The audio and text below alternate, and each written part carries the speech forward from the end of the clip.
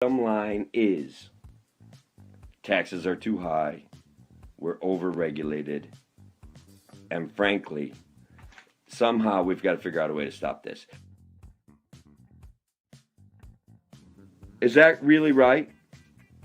$20,000 a year, $15,000 a year, they take a $210,000 property from him? Come on, guys. We gotta be better than that. We have to be better than that. Doesn't matter if you agree with who Robert is, doesn't matter if you agree with who I am. We've got to be, as human beings, as people that care about our community, we've got to be better than that.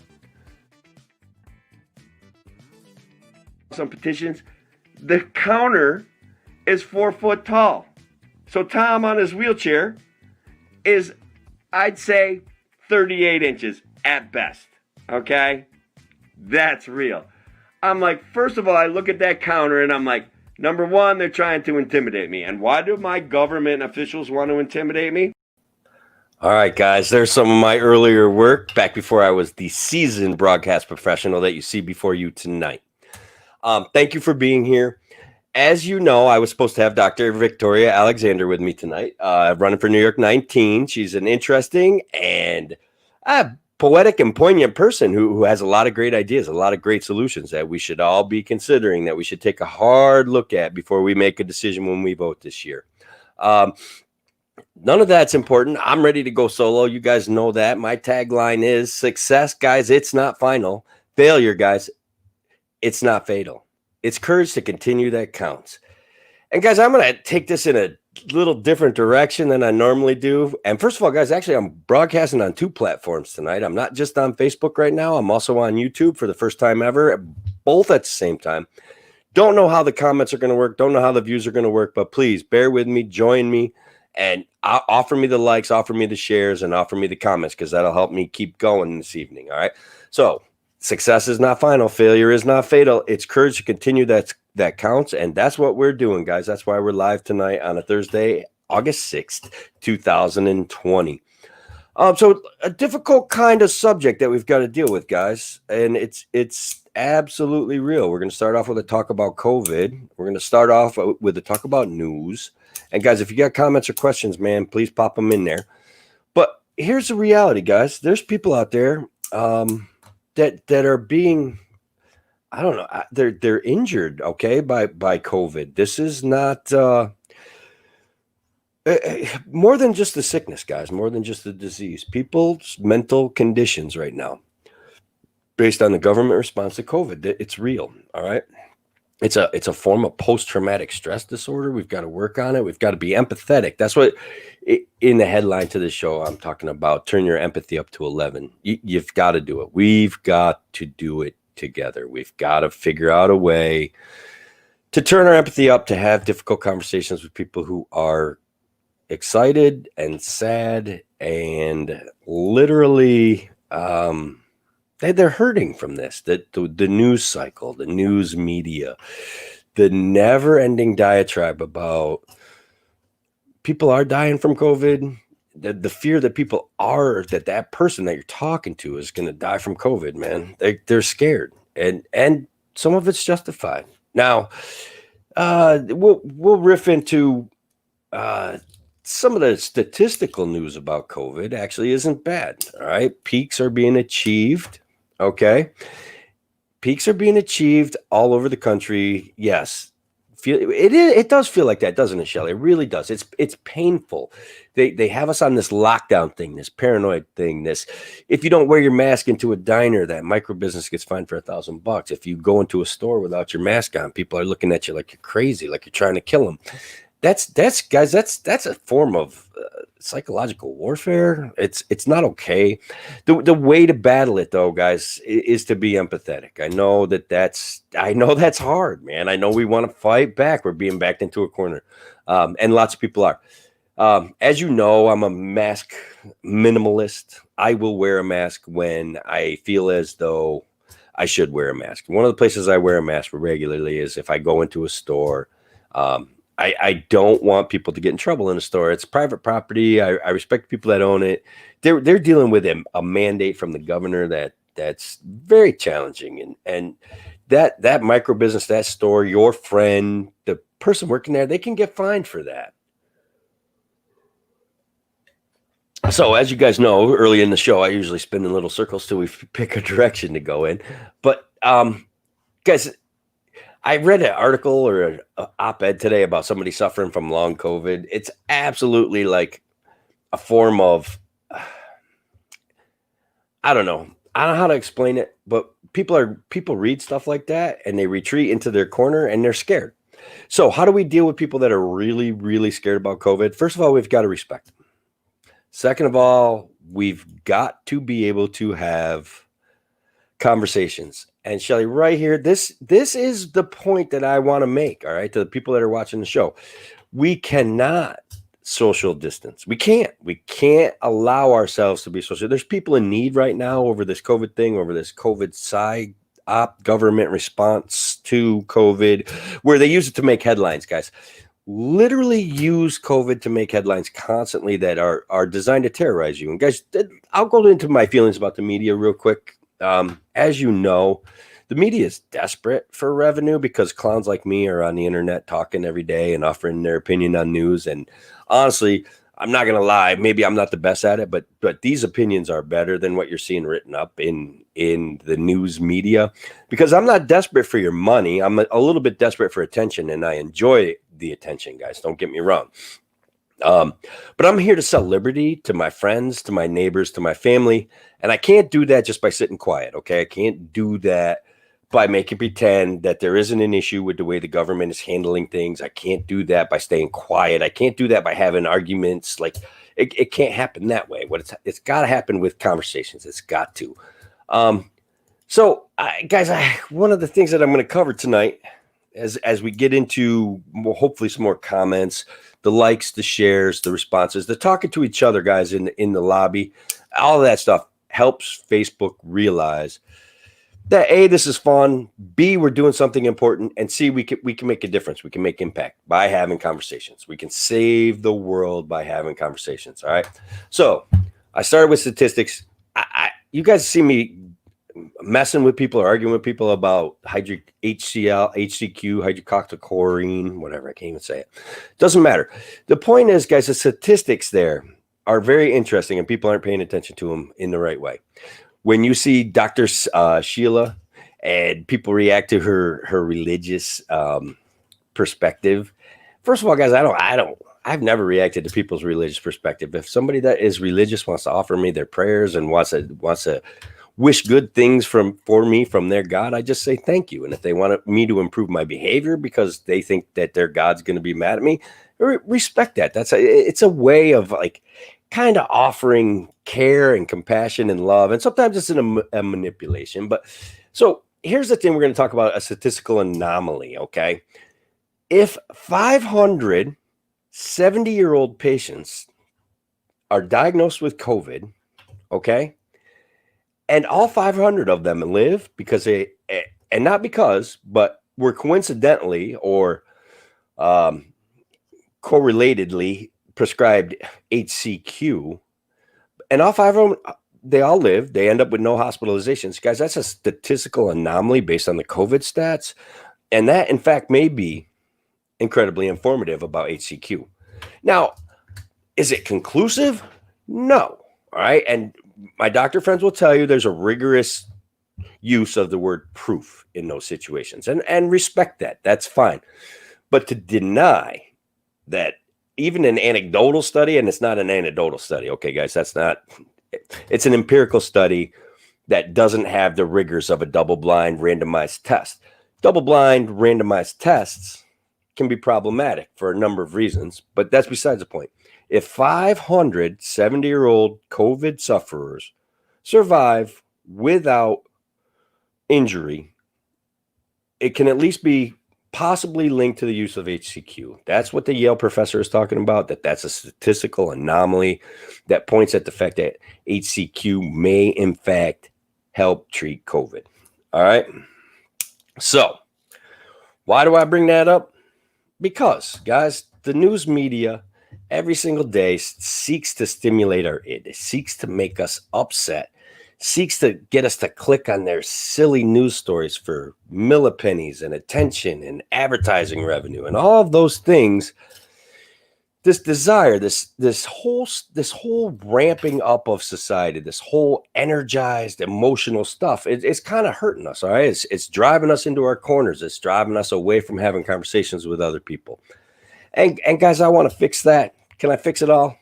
Probably not. But can I try? Yeah, I'm gonna try. So we're gonna do a segment. It's called News So Bad That It's Good. All right. And guys, I hope you enjoy this part. Today or recently, we'll start with Otsego County, okay? Otsego County voted on a resolution to do away with the 2% property tax increase imposed by Andrew Cuomo. Now, they're going to have a public hearing on it next week, I believe on Tuesday. And what they're saying is that the state isn't paying its bills and that we may lose vital services based on, all right, the impact from COVID, the government response to COVID. And, okay, so just the Q part, the chloroquine. The H stands for hydro, which means it is a trans fat. All right. That's actually, Shelly, that's impressive. That's stuff that we learn about from each other every day, and I appreciate that. So they're going to vote.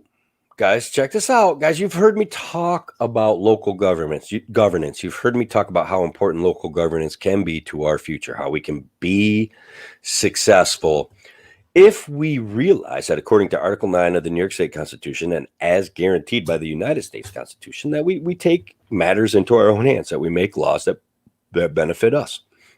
So the Otsego County Board itself put forth a resolution. And guys, it came across from two different sides of the duopoly, okay? And the reason behind it, they want to do away with the property cap because if they don't and they have to raise taxes to cover bills, they can get fined by the state for going over the 2% property tax. But if they make this law, they can avoid those fines. Okay. So government is confusing. That's true. I don't know if the way that I explained that makes sense. But when you talk to your local politicians and you explain to them that they have rights, that they can push back on unfunded mandates, that they can write laws that benefit gun ownership in a community, that can do away with unfunded mandates. Schools can do away with unfunded mandates that don't serve communities, that communities, counties, towns, cities, villages can all do away with unfunded mandates. They all look at you like they give you these sad puppy dog eyes, maybe deputy dog kind of deal, where they look at you and they're like, well, that's not really how that works. We kind of have to cooperate with New York because they encourage us to make this program and they're giving us money to fund that program. But they never give you 100%, okay? And they stick you with infrastructure that you're supposed to maintain down the road that eventually fails, and then they have to replace it somehow, and it's always comes back to the taxpayer to do that. So the good news about this bad news, guys, and that's one of the things I want to talk about, is that the news is bad in Otsego County. That means they're going to be able to raise property taxes over their 2% limit that was forced on us by New York State. So like the 2% cap felt like a good thing. All right. But now Otsego County is going to do away with the 2% cap so that we don't get fined for going over the 2% cap to raise our taxes because of the government response to COVID that closed down businesses, that closed down revenue, that cost us tax dollars, that cost us sped tax money. And guys, I understand all of it. I'm not saying any of it was necessarily a bad idea, but here's the reality, okay? When you talk to your local guys, they're like, well, we can't really go against the state. But here we are going against the state, guys, in exactly the way that I said that we could, in exactly the way I said that we could stand up for ourselves and take care of our communities better based on agreements between each other, between all of us, okay? Government shouldn't be confusing. Well, it is, Shelly. I mean, it absolutely is confusing, man. And I don't get it. It's always going to be confusing. They do it, I think, deliberately because government serves government. And guys, that's the reality. Even this 2% tax cap kind of thing and all the rigmarole about it, they're serving a budget, the demands of a budget. And I'm going to challenge them, and hopefully I can find the time to go to this public hearing and explain to them that they're threatening to cancel services, which okay, there's a trade-off. There's some services that are good, but there may be some services that are simply too expensive that we don't benefit from, and there may be workarounds. When I see, and guys, this is I believe in helping people that are less fortunate than me, and so I know transportation is an issue for people. So to get people from downtown Oneonta out to Worcester and up to Cooperstown and stuff like that, there's an expense to that, a public transport system. And I understand that is in fact a good thing. Okay. But if we were to take the budget that's allocated for that from our tax money and compare it to, say, maybe we offer vouchers for Uber rides and taxi rides and stuff like that, and the licensing and stuff like that makes taxi cabbing really expensive. So we want to fix that. But maybe there's a creative solution in there for us, guys, where we can say, well, maybe we can cut back on our mass transit by using some sort of voucher system to help people get from place to place. And so all of a sudden, instead of it being this huge burden that can't be fixed, we all of a sudden came up with an idea where the government can provide the service at a much cheaper rate. Now, I'm just saying it's possible, guys, okay? Like, I'm saying that that's a possibility. I didn't do the math on it. Intuitively, I'm good with numbers. I imagine that those numbers would work out, but I could be wrong. And yeah, people who are driving the buses are going to lose jobs, and that would be unfortunate. Okay, literally unfortunate. I'm not saying that to be like as a joke or to be mean or anything like that. People losing jobs in an economy like upstate New York's is unfortunate, and also unfortunate is that the government is an absolute jobs program, guys, and you know that. We can't even deny it. The government is a jobs program. Unfunded mandates take 80 to 95% of your property taxes, and they are redistributed places. The few hundred representatives decide. Keep the money local. Branch. Yeah, guys, Thomas Daniel Queter, my buddy, disability advocate, that's exactly what he says. The one-size-fits-all prescriptions from top-down government prevent us from helping each other. And Emmy Liberty knows that. That's for sure. And rarely a paper trail. Absolutely. There's never a paper trail. Guys, I have a hilarious one to go into. But it might hurt some people's feelings, and I'm not going to lie. All right. But it's bad news that's so bad it's actually good. All right. It's so bad it's actually good. And some of you might have saw that Letitia James is going to sue the NRA. Now, you guys might ask why I'm laughing, why I find that to be funny. And it's going to take a second to kind of work out the details of that, because it is kind of funny. I think, let me first ask this question. Who suspects that the NRA may in fact be somewhat corrupt? And who in fact knows that the government is coming for our guns? Who guys, who knows these things? Libertarians know these things.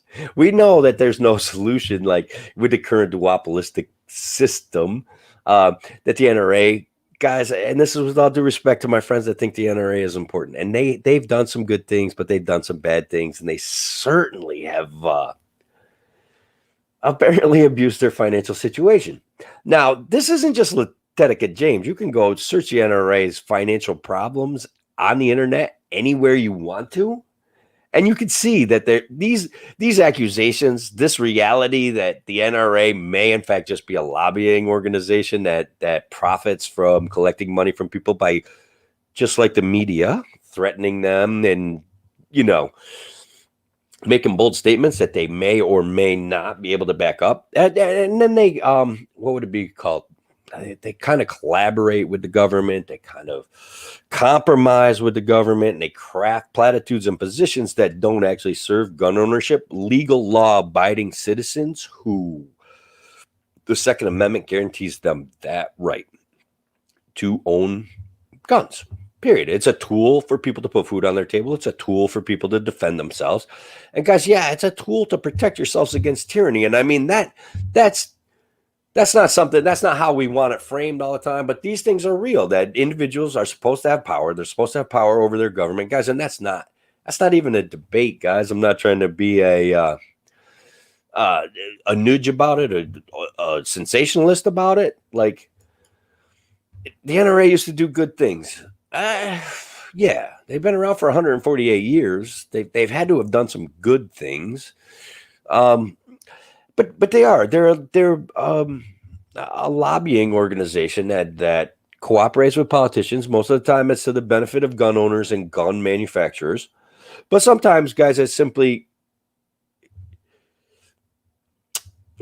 collaborates with the government. It's called kiss and ask. Yeah, it is. Yeah, it is. They do that, man. They donate money to politicians that abridge our rights and sell regulations.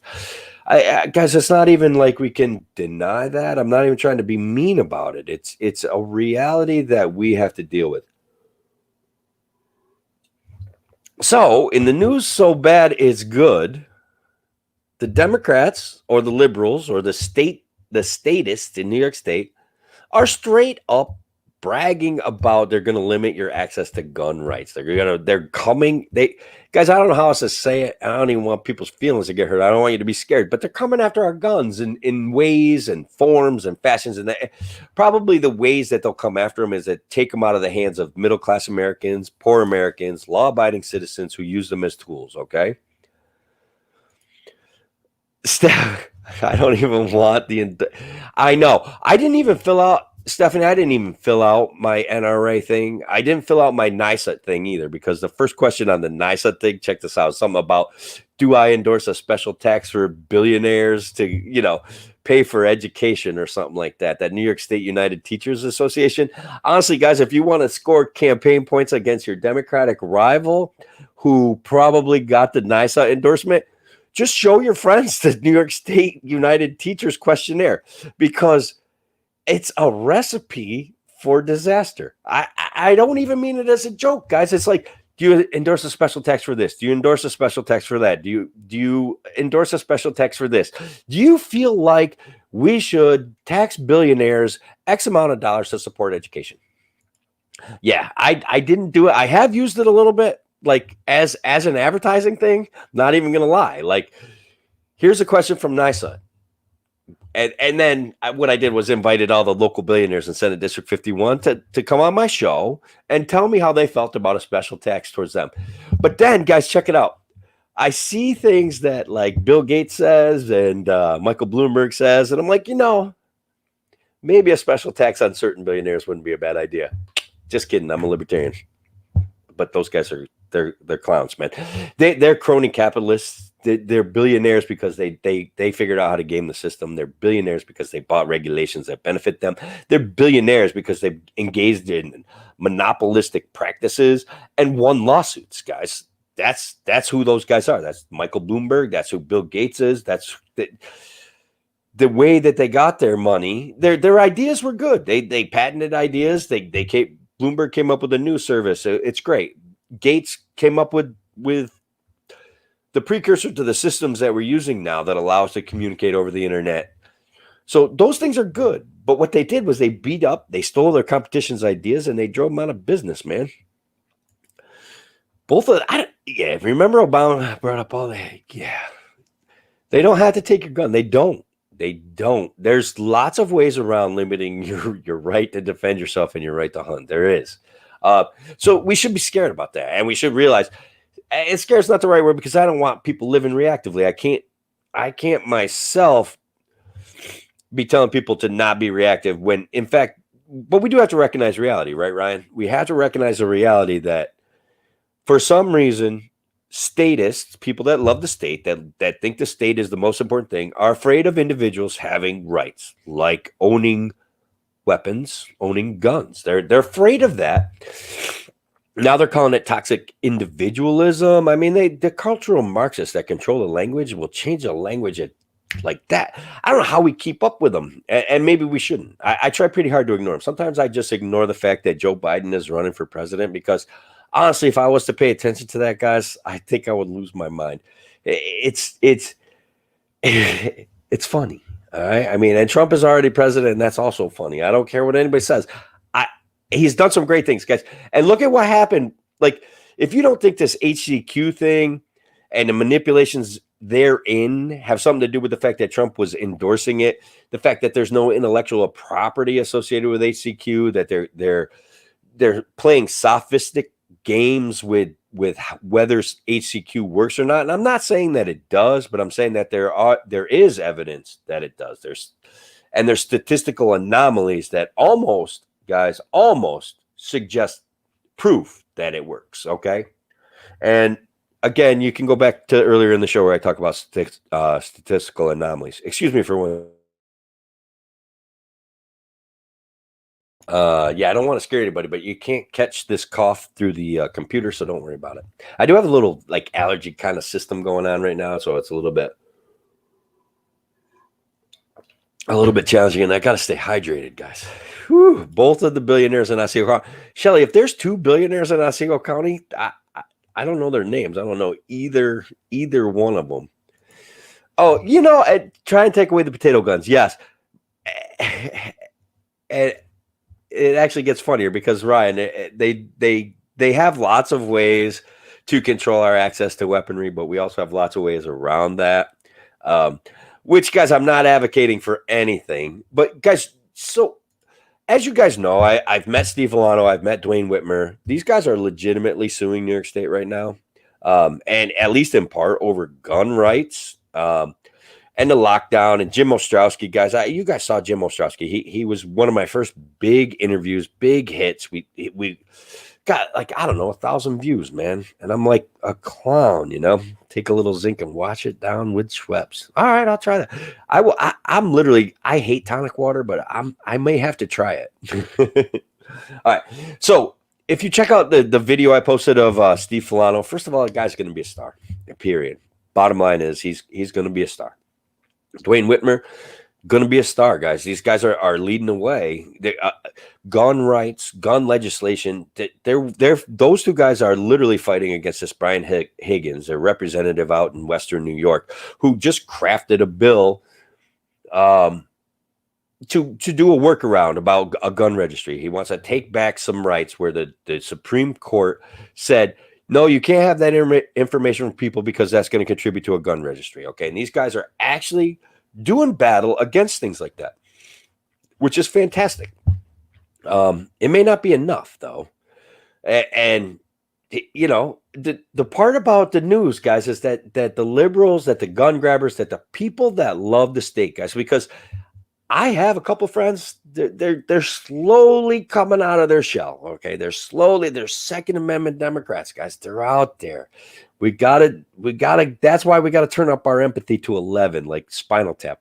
Yeah, Shelly, you probably remember Spinal Tap, right? Turn it up to 11. Turn our empathy up to 11 because we've got to let these people join us somehow. It's got to happen. So quinine, same as HCQ. Well, it doesn't have the trans fat part, so maybe it's better for you. That's what I'm saying. Mix it with gin, guys. I mean, adults, a little bit of alcohol every now and then. It helps with post-traumatic stress, and at the end of a long day when your feet hurt. Yeah. When I got the sniffle, I literally chewed zinc tablets. I don't know if that makes sense, guys, but I'm not afraid of whatever. I took zinc tablets out, popped them in my mouth, chewed them up, swallowed them with a little bit of water. It was delicious. It wasn't, but guys, the reality is COVID's real. And let's swing back around to that because I don't know if I covered the empathy part good enough. People are, and I probably did cover it, but I'm going to cover it again. People are scared, man. People are scared. The news is designed to elicit a reaction. Okay. The news is designed to elicit a reaction. Okay. It is. And guys, make no mistake about it. My liberal friends, the anti-Trumpedness you're seeing in the news media is exactly the same stimulant for you as it is for the people who are pro-Trump. It's exactly the same. They're reaching into your id. you're talking about a guy whose tagline is literally "You're fired," man. He's polarizing. He's interesting. He's done some brave things, guys. Honestly, like very brave. Okay, literally taking on the pharmaceutical industry shows you. Okay, he did. He took on the pharmaceutical industry by number one endorsing ACQ, by number two writing an executive order, which, guys, as a libertarian, I hate executive orders. I want things debated out. I want them legislated. I want us to have impact and input. But, guys, that's not happening anyway. So why not? Right? Why not to do an executive order to eliminate corruption? And the executive order is that we can buy drugs from anywhere now. Okay. Uh, Basically, I believe we can import them from Canada. Um, and so don't be surprised. Like he's even probably right about. Don't be surprised that when you start seeing more and more news about how horrible that decision is, when in fact we can now buy drugs cheaper from Canada than we can from the United States. Okay, and that's always been true, but now it's legal, and people were doing it even when it was illegal. Make no mistake, that's right, guys. That's why the King of England hasn't marched down Main Street, brothers. Right there, it is. Look at Afghanistan; they're not even as well armed as we are, and they kept the number one superpower at bay for 2 decades now. They kept the number two superpower at bay for 2 decades before that, and they're not even that heavily armed. It's determination, it's courage to continue that counts, and so that's why these rights are absolutely important. All right. Hopefully I covered the good news, bad stuff, good news, bad news stuff. So news so bad it's good. I hope I covered that adequately. I hope I covered empathy adequately. As you know, guys, I was hoping to have Victoria Alexander, so I'm not going to go too long tonight. Tonight at 9, Thomas Daniel Queter and Larry Sharp are going to be getting together. Hopefully, I think the main goal is to raise money for Queter. All right. So let's check that show out at 9. I have a couple of. I don't know how this works. If you guys can read that and you guys can give me some money, that would be great, because what I am trying to do is grow impact. I'm trying to run as legitimate as a candidacy as I can against an entrenched duopoly where they basically, do whatever they can to crush me, which is fine. I don't care. But other than that, guys, we ran a half hour. I covered my big issues. The news so bad it's good. Let's turn our empathy up to 11, and let's check out other libertarian activity tonight at 9. Check out Thomas Daniel Queter with Larry Sharp. Check out the Larry Sharp show. He may be on at 7 right after this. Those things are good. And guys, I may have another show tomorrow. We'll check it out. And as soon as Victoria gets her hurricane stuff straightened out, gets her power back and her internet back, that would be fine. She wants to come on the show. She's gonna come on the show. I think she's a great candidate. And I want, guys, my conservative friends, my liberal friends, I want you guys to meet Victoria, because what we don't get from our current crop of politicians is ideas that bring us real solutions. And guys, I don't want to point my finger at nobody, but check out what they're saying when they're advertising. Like the other candidates, the guys I'm running against, like their pages, see what they're saying, see what they're suggesting. It's not solution oriented. It's like, let's figure out how to serve the government more. And it's always, let's figure out how to serve the government more. Let's pretend that we're fighting Cuomo when we're not really fighting anything. Okay. Let's grow big government and let's not have it serve us. All right. Let's do all of those things and then realize that government's failing anyway, guys. And that is actually, guys, that's something else I want to talk about. And the reality is, guys, we're because of the government response to COVID, the government may in fact crush itself. I think we're kind of seeing some evidence of that. We are about, guys. I studied economics for years. I'm telling you right now that they have broken every single rule of economics that I've ever seen. Okay. So they print money, they create money by fiat, and Tory's got some great ideas about what to do with fiat money and an appropriate way to spend it. I don't think we're doomed, Shelly. I don't think we're doomed. You know why I don't think we're doomed? Number one, we've got each other. That's the bottom line. We have each other. All right. We have a growing liberty movement. We've already seen the problems from government. We see that they can't solve anything, that their only solution is to serve a budget. Their only solution is to take proportionally more money from all of us, each and every one of us, every day. We have answers. We have gold. We have ways of working out trade arrangements. We have ways of keeping our houses warm. We have ways, guys. We're creative. I'm not saying we're going to be fine. We're going to see the breakdown of the system. We may see the breakdown of the government jobs program. And so that's unfortunate for those people that have those jobs. But okay, it's kind of like we saw it coming. I'm not gonna lie. Yeah, we're making some interesting decisions as far as that goes. I think as libertarians, we were all kind of like, yeah, bail reform. I get it, but then bail reform with no judicial review, people getting arrested for semi-violent or violent crimes, getting released on their own recognizance, only to reoffend within a short period of time. Those were also things as libertarians we saw. Certain amounts of crime, certain crimes are responses to stressful situations. Okay. And so a guy's losing everything he's worked for. He lost his job. He lost his girlfriend. He blah, blah, blah, blah, blah. Steals a car, smashes into a building. All right, well, don't even hold him for a couple days. Just turn him loose. And it's like, guys, he's in the mental throes of anguish, man. Hold him for a couple days, let him calm down. He's probably using drugs too, and he's coming down. Like, come on, man. Literally help that guy out. Don't just release him like that. Pepsi, we pretend. Yeah. RC, let us speak. Guys, tastes like freedom. Not even kidding, man. Coke, we pretend to hate Pepsi. Pepsi, we pretend to hate Coke. What we really do, bipartisanly, guys. It's just like the government, what Coke and Pepsi used to do in the 90s.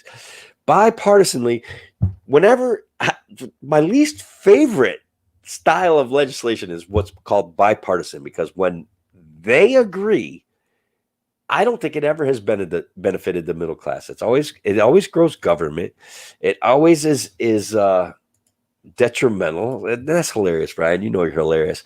But the bottom line is, guys, bipartisanship is partisanship. They're the party of big government when they do that. They're not fighting for each other. Guys, you should check out some of the stuff Justin Amash is saying. You should check out some of the stuff Thomas Massey is saying. These guys are good libertarians in their heart. Especially Justin Amash literally is a libertarian. Okay, like he literally, and it may have cost him his seat in the House. Okay, may have. He lost party support. He may not be running. And so it may have cost him his political future. Don't worry about him. He's rich. He's got a family business. He'll be fine. But that's not the point, man. Maybe he's prepping for something big. I hope he is. If he does, I will do whatever I can to prop him up and support him because he's great. All right. And he's funny. I hated his vote on the impeachment thing. It didn't make any sense to me. And the whole impeachment thing abused the notion of what I consider to be evidence. And so that's that. But Thomas Massey, also hilarious. Rand Paul actually offered upstate New York representation, guys. We saw it. Oh, and that reminds me. Went to the Cuomo Gotta Go rally. It was beautiful, guys. There was a couple hundred people there. They spoke about vaccines. They talked in depth about the government response to COVID and how it damaged the nursing homes and how somehow people haven't realized that what the decisions that they made, that they tried to blame on Trump, Andrew Cuomo made, and how those decisions and how it really, really, really hurt people, man. Despite two names, it is a one-party system, and guys, there's been historical shifts in the party system. All right, I think we're on the verge of one. I feel it. I see evidence of it. I'm doing what I can to help make it happen. Those that love the state, those that think they should make a law that points a gun at your neighbor because you don't like what your neighbor's doing, and people that realize that that's not the way to go. All right, guys like you and guys like me and girls like you and not girls like me. I'm a guy. Sorry.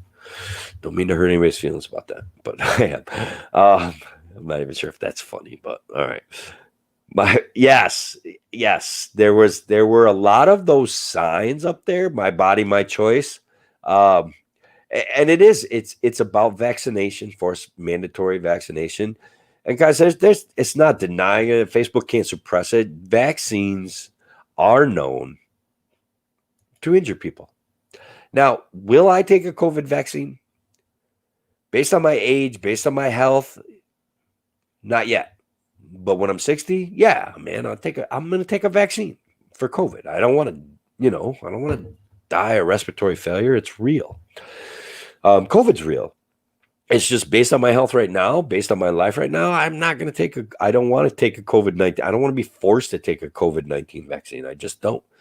Um, and I don't want legislators that think that they should be forcing me to take a vaccine. And I don't want legislators that won't stand up for me and pretend that somehow granting Andrew Cuomo executive powers is in any way appropriate. Democrat or Republican, doesn't matter to me. Whoever did that, and a lot of them voted for it, it should have been sunsetted. I could understand it for a month, but after that, guys, it should have been renegotiated every single week. These guys make a lot of money. That's what we're supposed to be doing. Yeah. There's real people for real reasons that cannot take this vaccine, any vaccine, and eggs. They grow it in eggs. They grow a weakened virus in the albumin of eggs, and so that's real, guys. If you're allergic to eggs, you can't take a vaccine; it'll kill you. Well, I don't know if it'll kill you; it'll make you sick, right? So it's about respecting each other. Turn your empathy up to 11 because we have to grow our circle, guys. Us libertarians, we've got it all figured out. I'm not even kidding. Most of us are close enough in ideology that we see the state does not serve us, that does not serve each other, and it makes laws that causes someone to point a gun at somebody and force them to do their bidding. Period. All right. One more reminder, my buddy Queeter, you guys got to check him out tonight with Larry. First of all, he's running an impactful campaign, Senate District 52. Okay, would kill you. All right. Well, and I'm sorry for that. I think that's unfortunate. Tonight at 9, somewhere on the internet, it'll pop up in your notifications if you like me, if you like Larry, if you like Queeter, which if you like us three, fine. If you don't like all three of us, like all three of us. If you're in my lobby and you don't already like my page, like my page. If you guys can make a donation to me, make a donation to me. If you can't, I understand. This is long-term. All right. It's partly growing a new media, partly offering representation to people that have not been represented in decades. Okay. The people that are leaving New York State, the people that we would like them to come back. Andrew Cuomo's begging them to come back. They're not coming back for him. They're going to come back for economic opportunity. Economic opportunity is key. That is a response, man. It is. You could be allergic to eggs as short as tomorrow. My opponent voted to remove the religious exemption. Disabled kids. I saw a sign, 26,000. You saw it too, Stephanie. I know you did. The 26,000 kids are now homeschooled because of Andrew Cuomo's removing of exemptions about vaccines. I think it's paranoid. And guys, I don't think we can deny. If you're a liberal and you support it, fine. If you're a statist and you support it, fine. But I don't think we can deny that there's an anti-religious bias to the form of legislating that we're getting. I think it's unfortunate. I think it's inappropriate. You saw it with Dr. Sheila or Dr. Stella, whatever her name was, man. She was great. She was funny. Her religious views had nothing to do with the statistical anomaly that she was pointing out. Nothing. All right. That lots of people can get treated by HCQ. That's all right, Greg. I forgive you, man. You gave me one of the likes. That's the reason why I popped off by myself anyway. We can't deny that there are statistical anomalies worth exploring about HCQ. It's absolutely important to explore them. That doesn't mean you have to draw the same conclusion as me.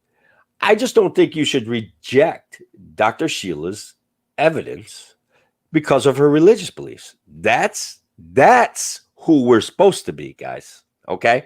That's who we were. That's who we were back in the 70s. That's who we should be again. And I'm not saying we got to reinvent the wheel. I'm not saying we got to go back to the 70s, man, but respect for people regardless of their religious faith is in fact important, and it is in fact something society's losing. You can respect someone's religious views, you can respect their political views, but when it comes to science, guys, it doesn't matter if they could believe in the moon is made of cheese, man. But if they're doing some observing of statistics and treating people, and they've done the rigors of medical training, at the very least you can do is you can listen to their opinion on a drug that they are prescribing to treat the COVID crisis. Okay, period. We are supposed to be free to choose what we want for ourselves. And libertarians take that one step further.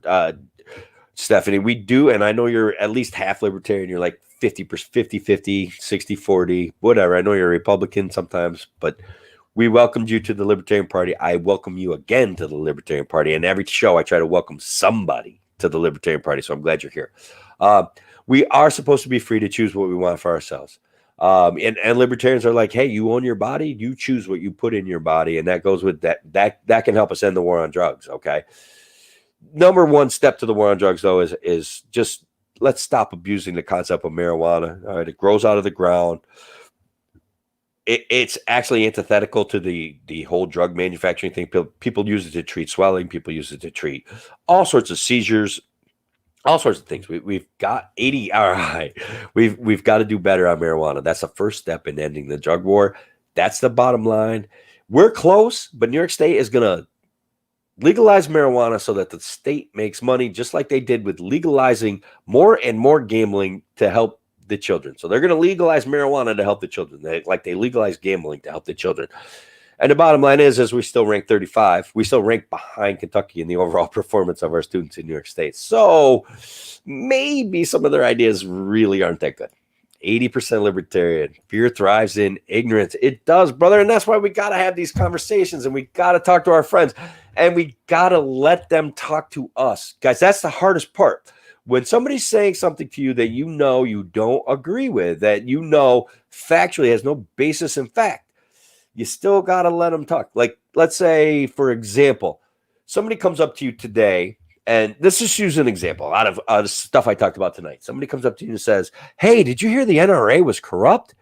And you could just say, I didn't hear anything about that. Why don't you explain it to me? Because then they start talking. And talking is therapy. Talking will stimulate that person's dopamine. And it will allow them to listen. But you got to let them talk the whole thing out. And sometimes that's hard. You want to prove people wrong. I'm not saying you can't prove people wrong. And guys, check this out. I talked to a guy that is a sales professional, and he's going to come on this show, and he's going to help us sell liberty. But I'll tell you what, he is, and I don't even think I'm confrontational. A little. He is the opposite of confrontational. So it's going to be an interesting show. I got to schedule it with him. I have a schedule with him, but he's a best-selling author. He has some great sales strategies, and obviously one of his sales strategies is going to be to sell himself and his books. But he wants to help people sell liberty. His name's Bob Berg. I'm friends with him on Twitter, and hopefully I can schedule him up for next week or the week after. So, guys, I promise I'm going to be creating some more interesting other than me just rambling on for 45 minutes, 48 minutes and 25 seconds now. Which I enjoy doing. And guys, I appreciate the comments, the likes, and the shares, and all that stuff, guys. I do it for that. I do it to share an adult beverage with my friends when we can't be hanging out together throwing horseshoes. The property tax increase. Did you miss the part though, Andrew? I thought it was pretty funny what it actually says. What they are actually doing is contramanding a law dictated by Andrew Cuomo and the New York State Legislature. So while it is bad news, it's bad news.